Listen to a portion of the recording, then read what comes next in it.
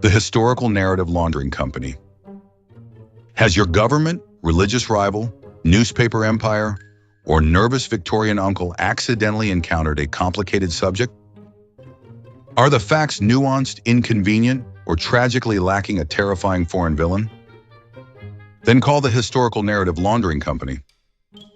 For centuries, we have helped powerful institutions transform confusing reality into simple, emotionally satisfying nonsense. Small religious movements surviving against larger armies? We will turn them into drug-crazed assassins controlled by a secret garden. Medicinal plants sold openly in pharmacies? We will rebrand it as an unstoppable engine of madness, crime, jazz, and suspicious dancing. Government commission delivers findings you dislike? No problem. We offer our exclusive presidential report disposal package.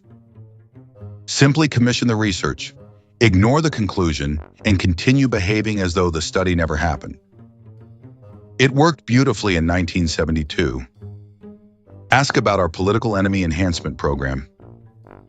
With just one frightened newspaper headline, your complicated policy problem can become a nationwide moral emergency before lunch. Our services include racialized panic, exotic foreign terminology, unsupported royal anecdotes, selective medical evidence, and the classic phrase, think of the children. Why waste time proving something when repeating it confidently works so much faster? At the Historical Narrative Laundering Company, we do not change the plant. We change the story around it.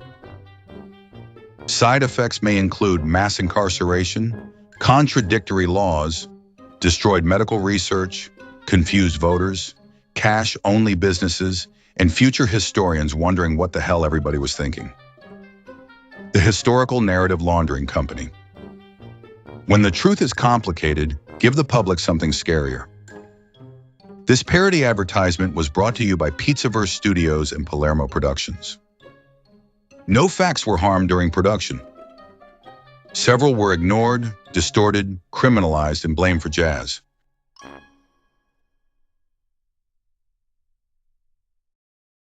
Disclaimer.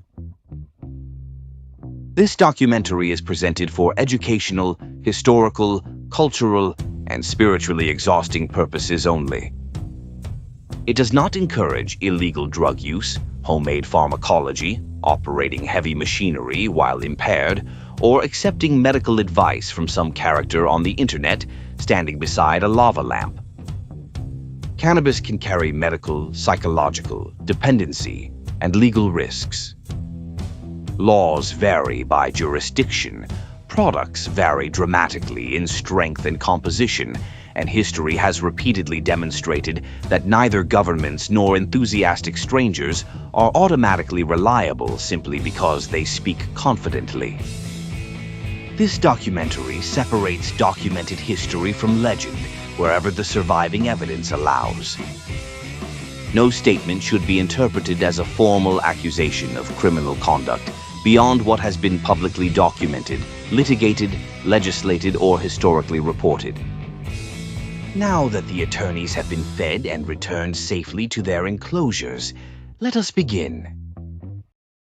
The plant they couldn't stop lying about. Cannabis Assassins, Medicine, and America's Drug War. A Pizzaverse Studios documentary. A Palermo Productions original. Written and presented by Bambi Palermo. Narrated by Vincent Vinny DiPrio. Produced by Pizzaverse Studios and Palermo Productions. The English word assassin, the word now used for a murderer who kills an important person for political or financial reasons, may have reached Europe through a medieval insult connected linguistically to hashish. That does not mean an army of drugged killers was stumbling out of a Persian fortress with glazed eyes, sharpened knives, and a complimentary tour of paradise. That version of the story is considerably more dramatic than the evidence. For nearly 8 centuries, European writers repeated tales of a secret Islamic sect whose young recruits were supposedly drugged with hashish, carried into an artificial garden filled with food, fountains, wine, and beautiful attendants, and then convinced that their leader alone possessed the power to return them to paradise. It is one hell of a story. It is also probably propaganda. The legend was repeated by crusaders, travelers, orientalists, novelists, politicians, and generations of writers who had never entered the fortress they described. Marco Polo helped make the story famous, even though the stronghold at its center had already been destroyed before he recorded the tale. But the legend of the assassins is only one chapter in a far larger history. This is the story of cannabis, not primarily as rope, sailcloth, paper, seed, or industrial fiber, but as a psychoactive substance. It is a story that moves from ancient funeral rituals to the fortified mountains of Persia, from French-occupied Egypt to a Parisian hotel where some of Europe's most celebrated writers gathered to alter their minds together. It travels through laboratories in British India, Victorian medical journals, ordinary American pharmacies, racialized newspaper campaigns, federal legislation, presidential commissions, mandatory sentencing, state legalization, and a modern federal system still trying to untangle a contradiction it created more than half a century ago. By the end of this story, an alleged medieval paradise, Queen Victoria's supposed menstrual treatment, a bottle manufactured by Park, Davis and Company, and the federal drug schedules of the United States will all be connected to the same plant. Not because the plant remained politically powerful on its own, because human beings kept wrapping it in whatever story served them best. The plant before the legend. Cannabis did not suddenly become psychoactive when medieval Persia discovered dramatic storytelling. Human knowledge of the plant's intoxicating and medicinal properties reaches much further into antiquity. Chinese medical tradition associates cannabis with the legendary emperor Shennong. The surviving pharmacological work bearing his name, the Shennong Bencao Jing, was compiled during the early centuries of the Common Era from traditions believed to be considerably older. The text discussed cannabis as a medicinal substance and described effects that later readers interpreted as altered perception when the plant was consumed excessively. That does not prove Shennong personally conducted cannabis experiments sometime around 2700 BCE. Shennong belongs partly to legend, and the surviving text was assembled many centuries after the period traditionally associated with him. History, as usual, arrives carrying paperwork that is slightly less exciting than the brochure. In India, cannabis became closely associated with religious practice, traditional medicine, and preparations such as bhang, commonly made by blending cannabis leaves into food or drink. The plant became connected in popular religious tradition with Shiva and continues to be consumed by some Hindu communities during festivals and religious ceremonies. In the 5th century BCE, the Greek historian Herodotus described Scythian funeral customs in which hemp seeds were placed upon heated stones inside an enclosed structure. According to his account, the resulting vapor produced an intense communal reaction among those gathered inside. For centuries, historians debated whether Herodotus had accurately described deliberate intoxication or had misunderstood a purification ritual. Then archaeology entered the room and started checking everybody's story. Chemical analysis of wooden braziers discovered at the Jierzenkal Cemetery in the eastern Pamir Mountains found evidence that cannabis containing relatively high concentrations of psychoactive compounds had been burned during mortuary ceremonies around 500 BCE. The discovery did not prove every ancient cannabis story ever told. It did, however, confirm that people in Central Asia were deliberately heating cannabis and inhaling its fumes during ritual gatherings roughly 2,500 years ago.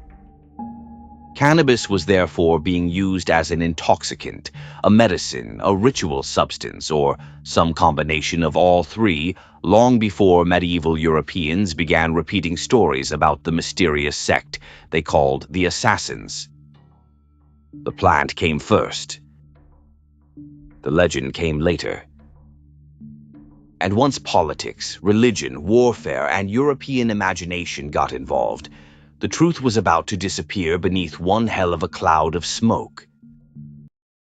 Hassan Isaba and the fortress of Alamut. The historical movement behind the assassin legend emerged in the mountains of Persia during the late 11th century. Its most famous leader was Hassan-i-Sabah, a missionary, organizer, theologian, and political strategist associated with Ismaili Shia Islam. In 1090, Hassan gained control of Alamut, a fortified stronghold perched above a remote valley in what is now northern Iran. The capture of Alamut did not resemble a Hollywood siege filled with flaming arrows, collapsing gates, and one unusually handsome warrior shouting inspirational nonsense. According to later accounts, Hassan's supporters gradually established themselves inside the fortress and the surrounding community until control shifted with comparatively little open warfare. After a succession dispute divided the Ismaili movement in 1094, Hassan supported the claim of Nizar, helping establish the Nizari Ismailis as a distinct branch. The Nizaris eventually created a network of fortified settlements throughout Persia and later Syria. Their territories were scattered, their population was limited, and they were surrounded by larger political and military powers. They could not reliably defeat the armies of their enemies through conventional warfare. So they developed a different strategy. Nizari operatives, known as fidais, carried out carefully targeted killings of political, religious, and military leaders considered serious threats to their community. These attacks were often performed publicly and at close range.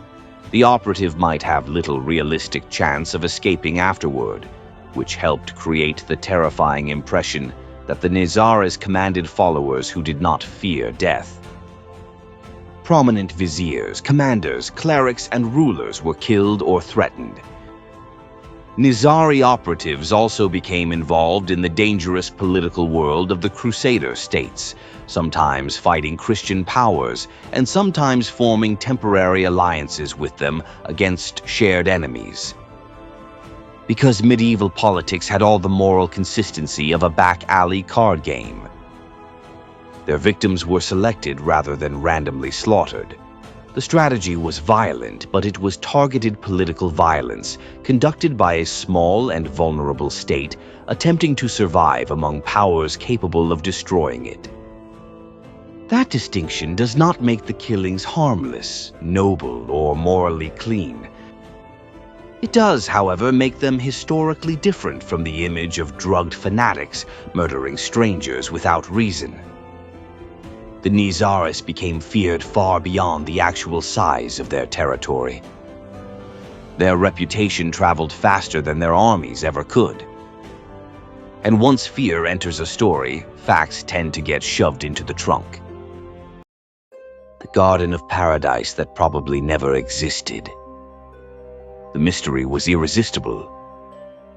Why would a person voluntarily enter a palace, mosque, military camp, or public ceremony, kill a powerful leader at close range, and accept the likelihood of immediate death? Religious conviction, political loyalty, social discipline, and devotion to a threatened community offered reasonable explanations. But medieval audiences wanted something juicier. They wanted drugs, secret gardens, beautiful attendants, and mind control. The most famous version of the legend claimed that young recruits were given hashish until they lost consciousness. While unconscious, they were supposedly carried into a hidden garden designed to resemble the Islamic paradise.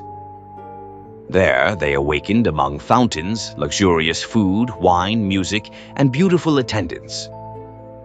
After experiencing this manufactured heaven, the recruits were drugged again, removed from the garden, and returned to their ordinary surroundings. Their leader then informed them that they had been permitted to glimpse paradise. To return permanently, they needed only to obey him, carry out an assassination, and die in his service. It is an ingenious psychological horror story. It is also unsupported by reliable Nizari records. The paradise legend developed gradually among Western writers and travelers during the Crusader period. Hostile Muslim opponents did apply insulting names to the Nizaris, but modern scholarship has found no convincing contemporary evidence that Hassan-i Saba maintained a narcotic garden or routinely drugged his operatives. The popular version reached its most influential form through the travel account associated with Marco Polo. Polo described the ruler known as the Old Man of the Mountain and the secret garden supposedly used to manipulate young men. But Polo did not personally witness such a garden. Alamut had fallen to the Mongol forces of Hulagu Khan in 1256, years before Polo's account was composed.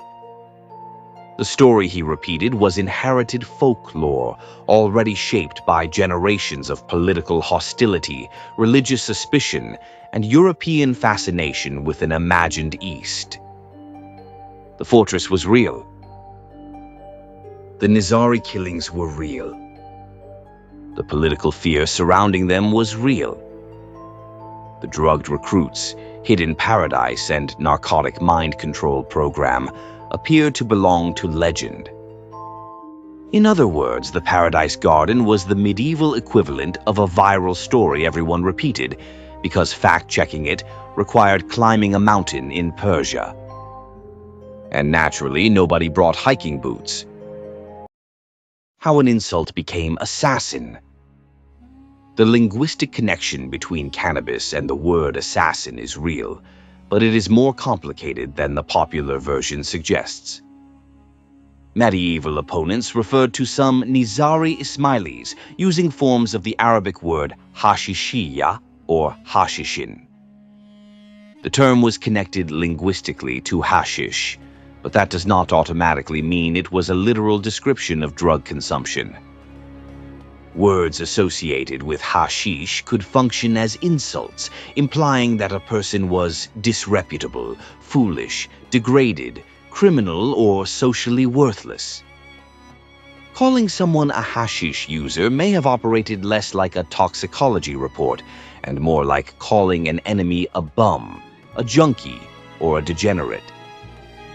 European crusaders encountered variations of the label and transformed them into words such as assassinai. Over time, the term became disconnected from the Nizari community and entered European languages as a general word for a politically motivated or hired murderer. The most widely accepted linguistic path still connects assassin with the medieval Arabic insult, but the existence of that linguistic connection does not prove the Paradise Garden story. There is no dependable evidence that Nizari operatives were routinely intoxicated before carrying out attacks. Frankly, sending somebody into a heavily guarded palace while impaired would have been a peculiar strategy for an organization famous for patience, infiltration, and precision. The legend survived because it provided the Nizari's enemies with a morally comforting explanation. Their operatives could not simply be disciplined, committed, or politically motivated. They had to be brainwashed fanatics, drugged into obedience by a sinister foreign master. The plant became part of the accusation because the accusation was more useful than the truth. And that accusation eventually left behind a permanent mark on the English language. Napoleon did not personally ban hashish. By the end of the 18th century, Hashish was still widely regarded in Europe as an exotic substance associated with the Islamic world. That perception began changing during France's invasion of Egypt. Napoleon Bonaparte landed in Egypt in 1798. French troops soon found themselves separated from familiar European supplies, customs, and intoxicants. Some soldiers began consuming local hashish preparations, including smoked products and cannabis-infused foods and drinks. For generations, historians repeated the claim that Napoleon personally became alarmed by his soldiers' hashish use and issued one of the first modern cannabis prohibitions in 1800. There is one small problem. Napoleon had already left Egypt. He departed in August 1799, leaving command first to Jean-Baptiste Kleber. After Kleber was assassinated in June 1800, command passed to General Jacques-François Menou. It was Menou, not Napoleon, who issued the October 8, 1800 order prohibiting the production, distribution, and consumption of hashish in French-controlled Egypt. Napoleon was back in France, thousands of miles away, busy becoming Napoleon. There is no solid evidence that he personally ordered the prohibition or was even closely involved in its creation. The ban still matters. It represents an early example of a modern European colonial government attempting to regulate cannabis consumption. But calling it Napoleon's hashish ban is another demonstration of history's favorite habit: taking a complicated event, attaching the most famous available name, and hoping nobody checks the date. French involvement in Egypt and later North Africa helped introduce a larger number of European soldiers, physicians, artists, and writers to hashish. Some returned to France with stories. Some returned with scientific curiosity. Some returned with considerably more personal enthusiasm. Within several decades, hashish was no longer merely an exotic rumor. It had found a table in Paris. The Club des Hashichins. Paris in the 1840s was already crowded with writers, artists, physicians, revolutionaries, aristocrats, and professional oddballs. Hashish fit right in.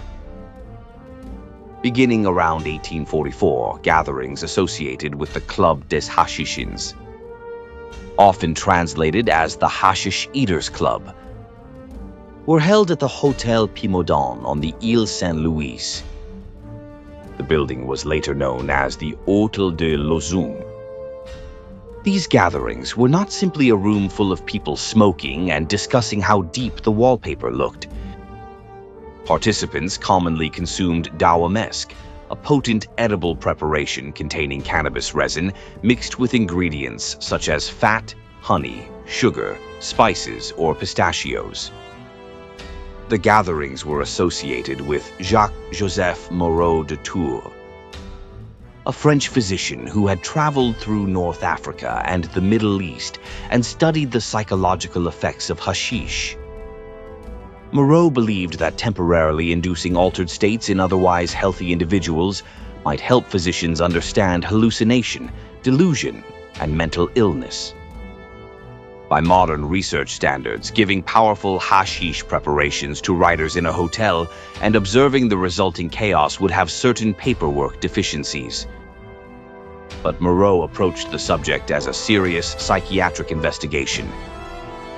Participants and visitors associated with the club included Théophile Gautier, Charles Baudelaire, Alexandre Dumas, Gérard de Nerval, and the painter Eugène Delacroix. Not every famous figure later attached to the club was a regular member. Parisian literary history has a habit of adding celebrities to guest lists after the party has ended. Gautier published his vivid essay about the club in 1846. His account described distorted time, shifting shapes, intensified colors, laughter, anxiety, and a sense that ordinary reality had dissolved. Baudelaire later examined hashish and opium in Les Paradis Artificiels, or Artificial Paradises, published in 1860.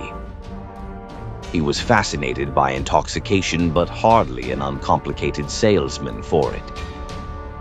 He questioned whether chemically induced inspiration weakened artistic discipline and personal will.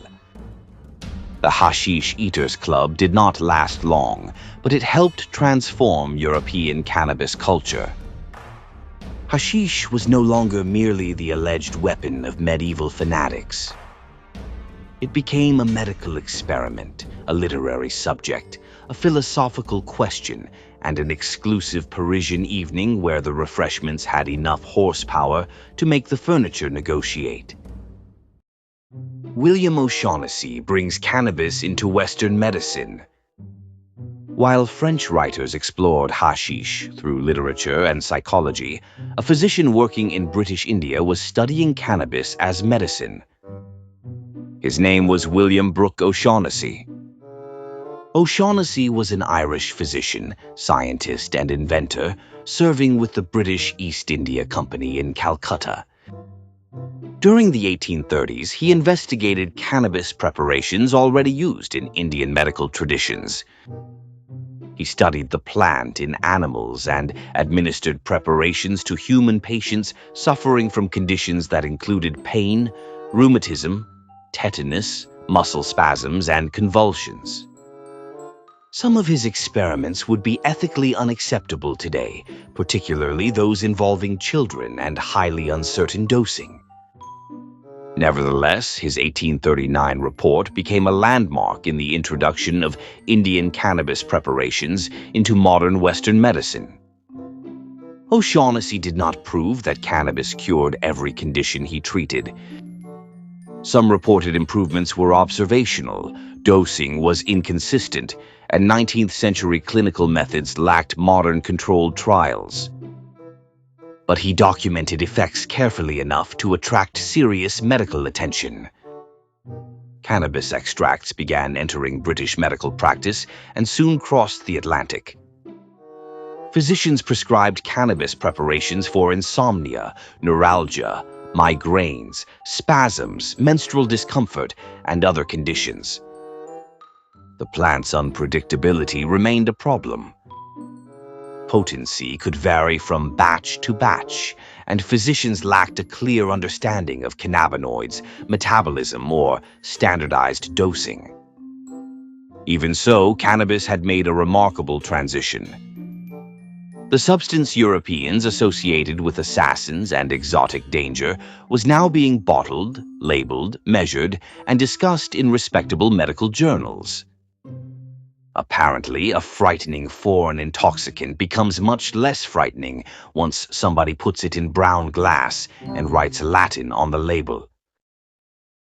Queen Victoria and the Royal Cannabis Story. One of the most frequently repeated claims in cannabis history states that Queen Victoria used cannabis to relieve menstrual pain. The story usually names Sir John Russell Reynolds, a prominent physician associated with the royal household.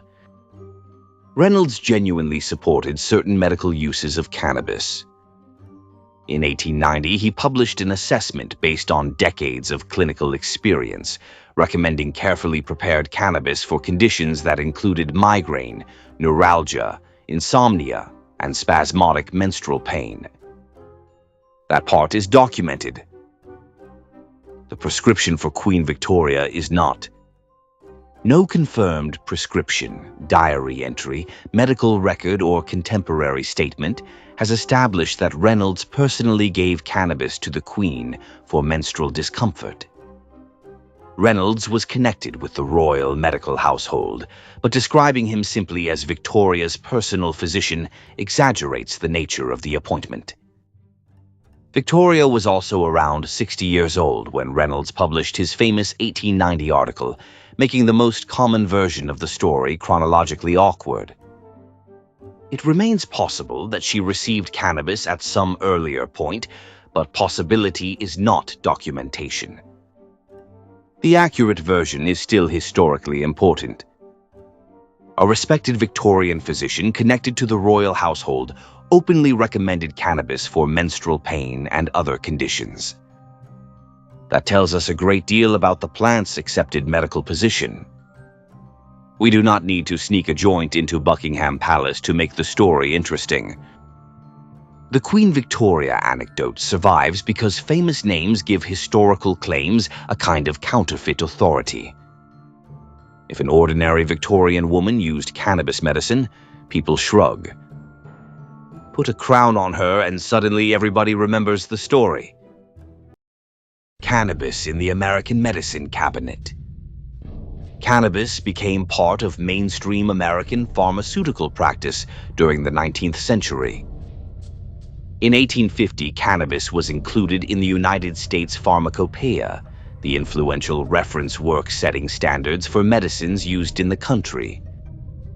American manufacturers produced fluid extracts, tinctures, and other preparations. Parquet, Davis and Company sold cannabis extract.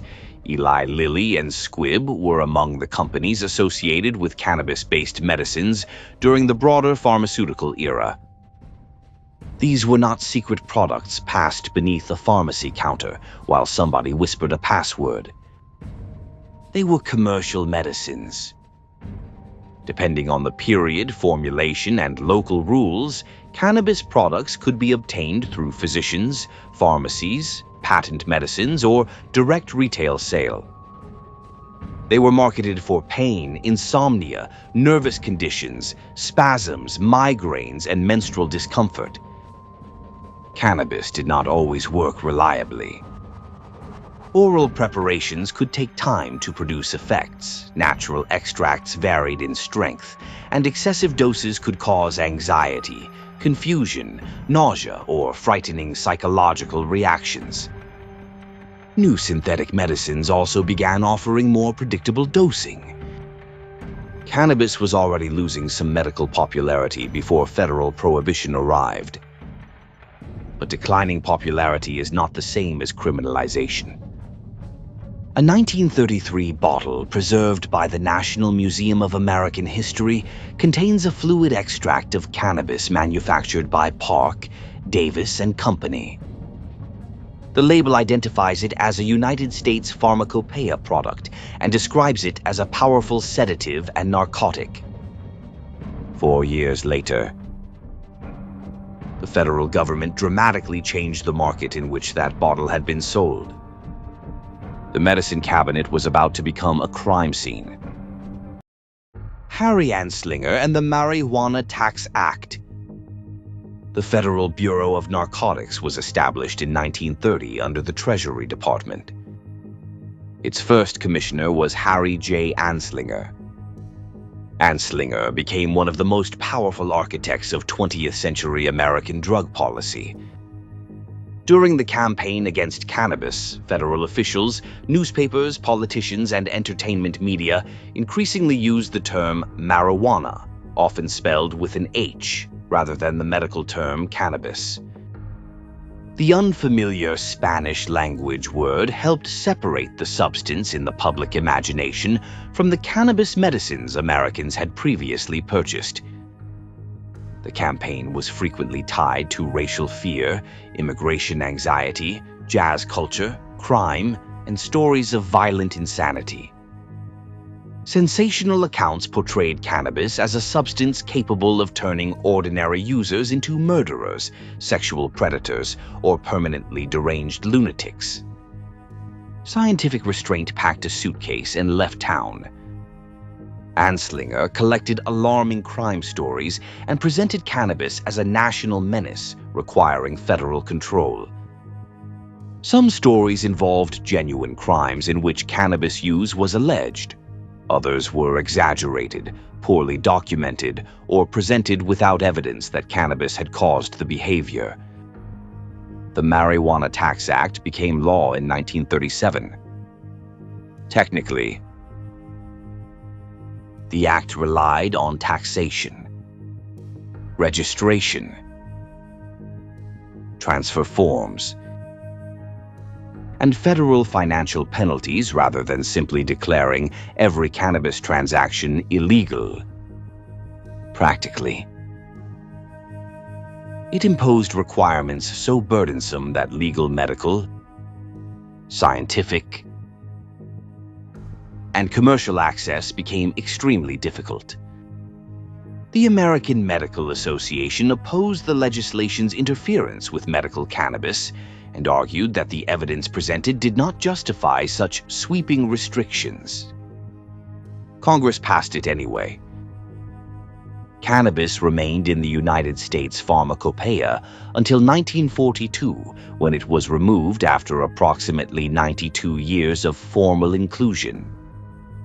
The Marijuana Tax Act was later ruled constitutionally defective in the 1969 Supreme Court case Leary v. United States because complying with aspects of the law could force a person to incriminate himself.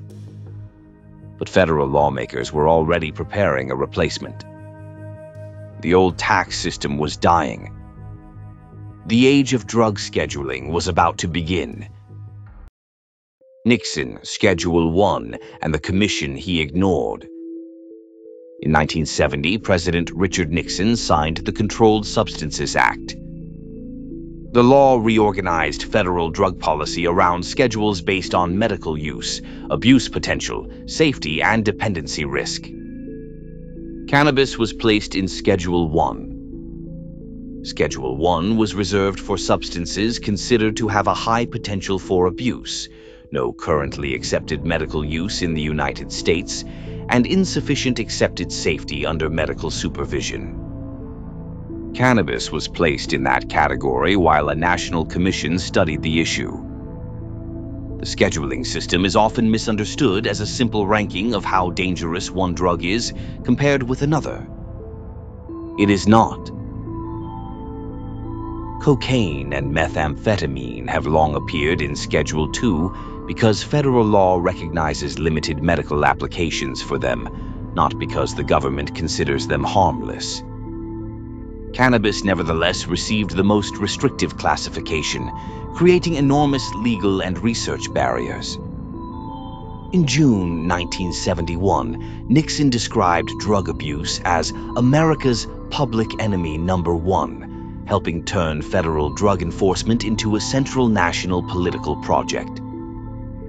The National Commission on Marijuana and Drug Abuse was chaired by Raymond P. Schaefer, the former Republican governor of Pennsylvania. The commission conducted hearings, reviewed research, examined patterns of use, and issued its report in March 1972 under the title Marijuana, a signal of misunderstanding. It did not recommend creating a national commercial cannabis industry.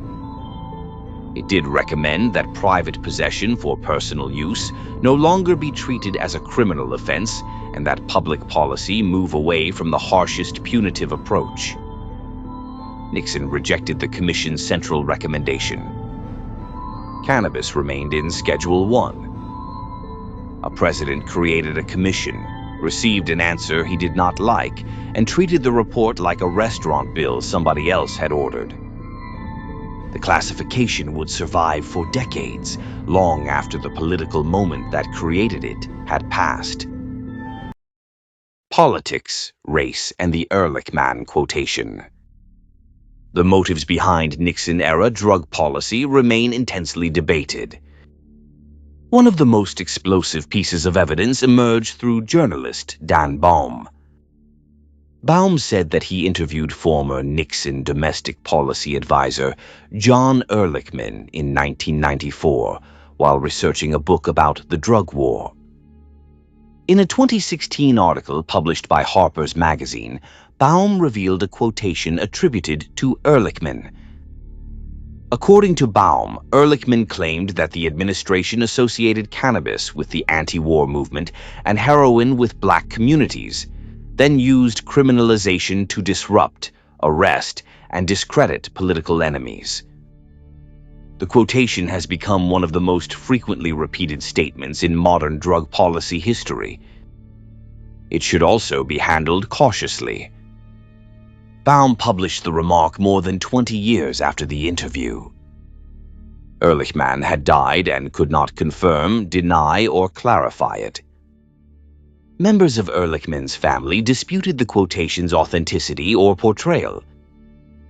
It is therefore not a contemporaneous White House recording or official policy document. It is a journalist's account of a private interview with a former official speaking decades after the events. That does not mean the quotation must be false. It means one retrospective quotation should not carry the entire historical case by itself. The broader record contains abundant evidence that Nixon used rhetoric about crime, disorder, race, youth rebellion, and the anti-war movement as political instruments. Drug enforcement later produced substantial racial disparities in arrests, searches, sentencing, and incarceration. The responsible conclusion is not that one dramatic quotation magically explains everything. The responsible conclusion is that it fits disturbingly well within a much larger political record, while still requiring the caution applied to any disputed recollection. History is rarely improved by replacing one oversimplified legend with another. Reagan, just say no, and the Great Escalation. The federal drug war structure did not end with Nixon. It expanded. During the 1980s, President Ronald Reagan's administration dramatically intensified federal drug enforcement and promoted a national zero-tolerance message. First Lady Nancy Reagan became the public face of the Just Say No campaign, appearing at schools, rallies, television programs, sporting events, and public service announcements. The slogan was memorable. The underlying reality was considerably less simple. Substance use can involve trauma, dependency, poverty, mental illness, peer networks, medical conditions, family instability, and criminal markets. Just Say No fit nicely on a poster. The rest of the issue required slightly more room. Congress passed the Anti-Drug Abuse Act of 1986, establishing and expanding mandatory minimum sentences for numerous federal drug trafficking offenses. The law is especially notorious for the enormous sentencing disparity it created between crack and powder cocaine, a distinction that contributed to devastating racial inequality in federal sentencing. Cannabis trafficking quantities were also included within the mandatory minimum framework. At the state and local levels, aggressive enforcement produced millions of cannabis arrests over the following decades, many involving possession rather than violent conduct. Drug abuse resistance education, better known as DARE, began in Los Angeles in 1983 as a partnership between the Los Angeles Police Department and the public school system. Uniformed police officers entered classrooms to teach students about resisting drugs and peer pressure. The program expanded nationally and became one of the most recognizable school programs of its generation. Later evaluations found that the original DARE curriculum produced little or no lasting reduction in drug use compared with students who had not received it. The program was popular, visible, and politically attractive. Effectiveness was a separate department.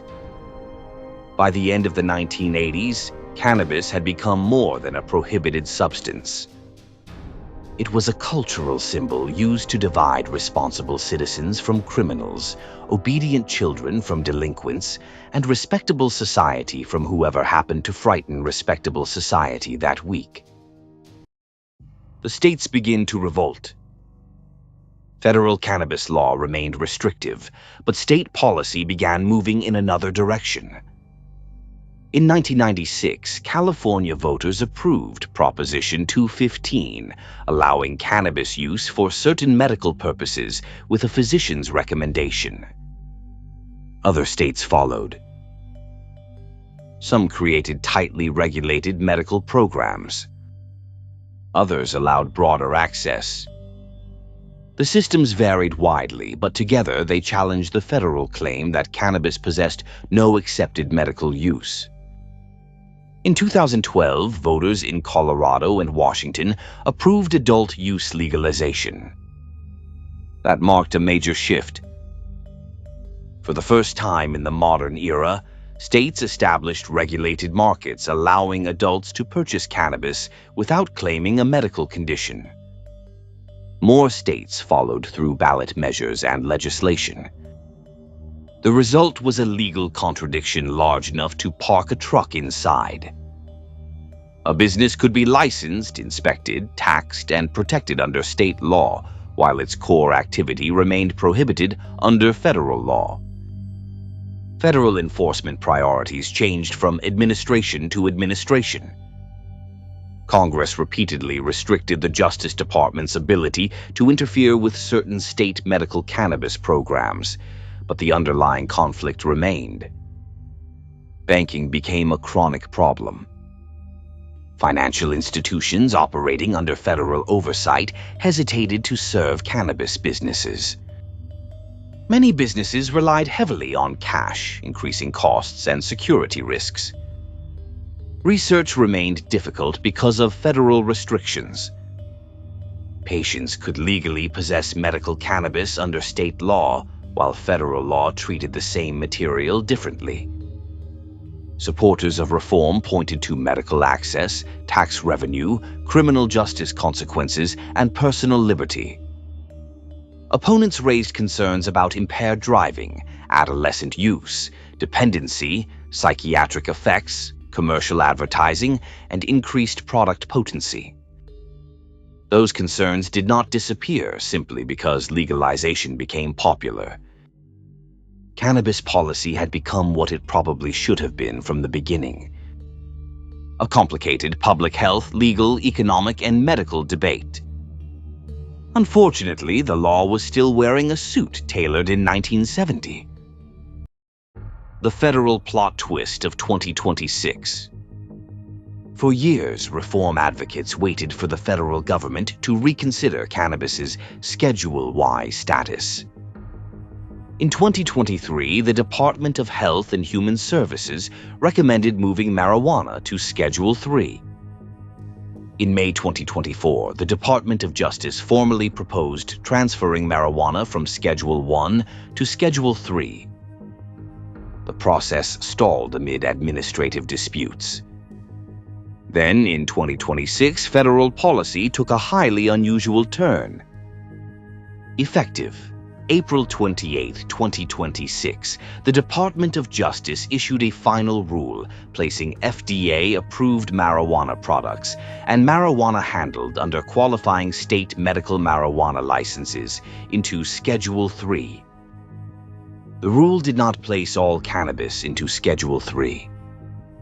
Adult-use cannabis and marijuana outside the specified medical or FDA-approved framework remained in Schedule 1. That created a divided federal structure. Some federally recognized medical marijuana products became Schedule 3. Other marijuana remained Schedule 1. Apparently, after decades of maintaining one contradiction, the government decided the solution was to build a second contradiction beside it and connect the two with regulatory paperwork. Schedule 3 status does not mean unrestricted legalization. Businesses and practitioners operating within the medical framework face registration, record-keeping, security, prescription, licensing, and other federal requirements. The rule also faced legal challenges over the government's authority and chosen procedure. Meanwhile, the DEA opened a separate administrative proceeding to consider broader rescheduling. Formal hearings took place from June 29 through July 15, 2026. The administrative judge then allowed the parties to submit transcript corrections and post hearing briefs by August 17, 2026. As of August 1, 2026, that broader proceeding had not produced a final decision. So, the most accurate current description is not that cannabis remains entirely in Schedule 1. It is also not that cannabis has been federally legalized. FDA-approved marijuana products and qualifying state-licensed medical marijuana have been moved to Schedule 3 under the April 2026 rule. Marijuana outside those categories, including the broader adult use market, remains in Schedule 1 while the larger rescheduling case continues. After more than 50 years, federal cannabis law is finally moving. It is just moving with the elegance of a filing cabinet falling down a staircase. From ancient mortuary fires in Central Asia to the fortified ridges of Alamut, cannabis has accumulated stories everywhere it traveled. Some stories were medical. Some were religious. Some were political. Some were scientific. Others were propaganda. Wearing a fake mustache, the Nizari Ismailis were real. Their political killings were real. Their fortified state was real. The Garden of Paradise, drugged recruits, and hashish-fueled suicide missions almost certainly were not.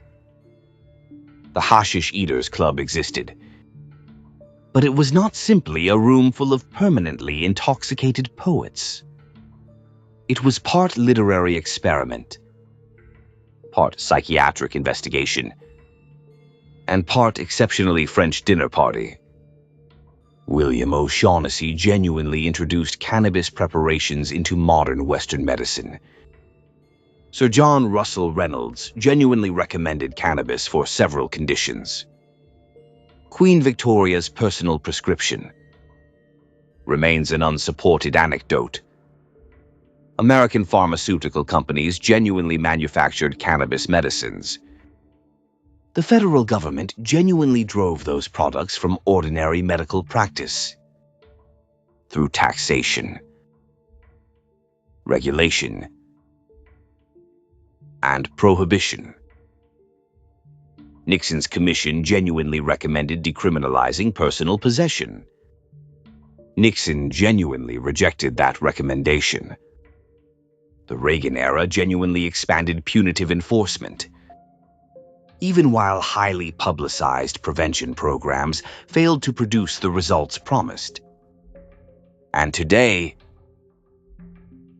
federal law continues changing. Slowly, unevenly, and with enough bureaucratic confusion to make Kafka request a simpler assignment. Cannabis itself did not create these legends. It did not write the medieval chronicles. It did not design racialized newspaper campaigns. It did not draft the Marijuana Tax Act. It did not ignore the Schaefer Commission. And it did not create contradictory federal and state markets. People did that. Governments did that. Writers, physicians, businesses, religious rivals, political strategists, and frightened societies did that. The plant changed through cultivation, breeding, processing, and commercial production. But the most dramatic transformation was always the story surrounding it. To one generation, cannabis was medicine. To another, madness. To another, rebellion. To another, business. To another, evidence of moral collapse. And to the next, Perhaps. Simply another regulated substance requiring honest research, sensible safeguards, and considerably less theatrical lying. The word assassin still sits quietly in the English dictionary. Its history carries the echo of a medieval insult, a feared religious minority, a drug legend without reliable evidence, and a propaganda campaign so effective that people repeated it for centuries. That makes it a fitting symbol for cannabis history. The most powerful story was rarely the one with the strongest evidence. It was the one told by whoever happened to control the fortress, the pharmacy, the newspaper, the courtroom, or the podium. For more deep dives into organized crime, hidden history, psychology, old Hollywood, dark fairy tales, strange legends, and the stories powerful people would prefer you never examine too closely, subscribe to Bambi Palermo and the Pizzaverse. This is where history gets questioned, myths get shaken down, and propaganda gets brought into the back room. For a little conversation, leave a comment telling us which part of this story surprised you most. Was it the evidence against the Assassin Paradise legend? The Parisian Hashish Eaters Club? Cannabis sitting openly on American pharmacy shelves? The commission Richard Nixon created and then ignored? Or the strange federal split that exists today? Tell us where you are watching from. And let us know which substance, legend, criminal organization, historical figure, or cultural mystery deserves the full Pizzaverse treatment next. To everyone who watches, comments, shares, subscribes, and supports this channel, thank you. Every documentary takes research, writing, editing, narration, patience, and at least one moment where somebody stares at the screen and questions every decision that led to this profession. Your support makes the work worthwhile. To the loyal members of the Pizzaverse, the people who keep showing up, keep asking questions, and refuse to accept a polished story simply because somebody important repeated it, this one is for you. Loyalty, truth, and legacy. Stay sharp, stay skeptical, stay authentic, and we will see you at the next one. This is the Pizzaverse, where we do not rewrite history, we excavate it.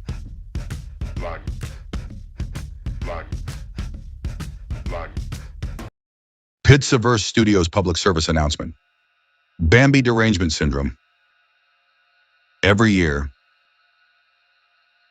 thousands of internet users suffer from a rapidly spreading condition known as Bambi Palermo derangement syndrome, or as medical professionals call it, why the hell are you so obsessed with this woman? Symptoms may include refreshing Facebook every 11 seconds, screenshotting live streams like FBI evidence, writing angry paragraphs at 3:14 m.m., creating fake accounts with names like Becky G, Totally Not Jealous 1977, becoming emotionally unstable after seeing somebody drink espresso and mind their business, and experiencing severe psychological distress anytime Bambi Palermo appears happy. Researchers believe the condition begins when the affected individual spends too much time online and slowly replaces hobbies, friendships, sunlight,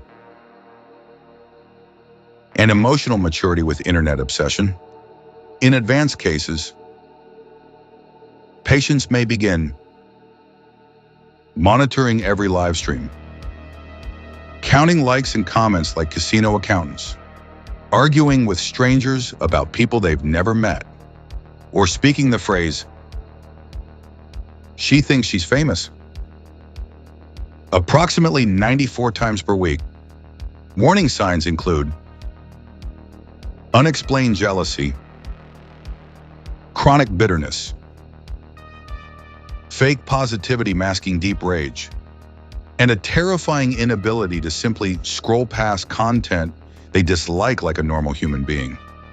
Doctors describe the condition as a full psychological hostage situation caused by social media exposure and untreated envy. Dr. Christian Zentilli, many patients convince themselves they're exposing somebody, when in reality they're just spending 8 hours a day staring at another woman's profile while their laundry rots in the dryer. But there is hope. With proper treatment, many sufferers eventually recover and return to normal society. Recommended treatments include touching grass, drinking water, developing real-life goals, logging off Facebook for more than 17 consecutive minutes, and learning that another woman existing online is not a federal emergency. If you or somebody you love suffers from Bambi-Palermo derangement syndrome, please seek help immediately. Because the internet was never supposed to become your entire personality. Brought to you by Pizza vs. Studios. Documenting internet madness so future historians don't have to.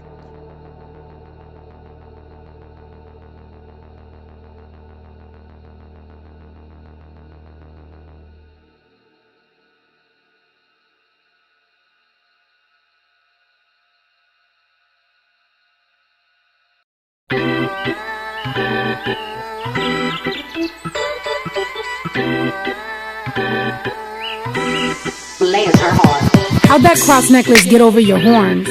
You know the saying, I bet you be sweating like a whore in church, spending too much time, try to hide behind the Bible, get in front of it, find out that Jesus was a foreigner. Virgin Mary, you would've deported her. Not before your husband found out she was a minor, he'd have ordered her. Him and his buddies would've recorded her, transported her, exported her, and then sent her to the coroner. You won't get to pray for me. You won't bless your heart out of this one. I know that your hate runs deep. God is probably tired of getting name dropped by fake Christians. You don't get to pray for me. You won't bless your heart out of this one.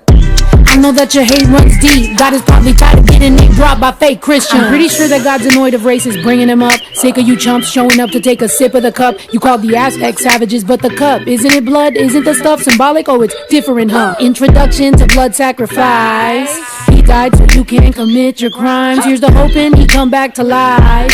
I can't wait to see the face on every single preacher's wife. All them secrets you been keeping, tell me how you sleep at night. All them evil things you feeling, don't leave cause you be polite. The deceiving and the thieving ain't concealed as recondite. Only a few people know. And you know why they keep it tight. You won't get to pray for me. You won't bless your heart out of this one. I know that your hate runs deep. God is probably tired of getting name dropped by fake Christians. You don't get to pray for me. You won't bless your heart out of this one. I know that your hate runs deep. God is probably tired of getting name dropped by fake Christians. Weaponized all of it, don't know what a proverb is. Cherry picking Bible scripts, oh my God. Arrogance, lying in the Lord names ain't honoring. Pride leading the blind again, oh my God. You must be drunk off the blood of Christ. Or maybe you just back hitting the hooch again. We're back to cosplaying a hooligan. The grip, the crowds to get the dollars like what? Now you forgot where you in your Gucci bins? You won't get to pray for me. You won't bless your heart out of this one. I know that your hate runs deep. God is probably tired of getting name dropped by fake Christians. You don't get to pray for me. You won't bless your heart out of this one. I know that your hate runs deep. God is probably tired of getting name dropped by fake Christians.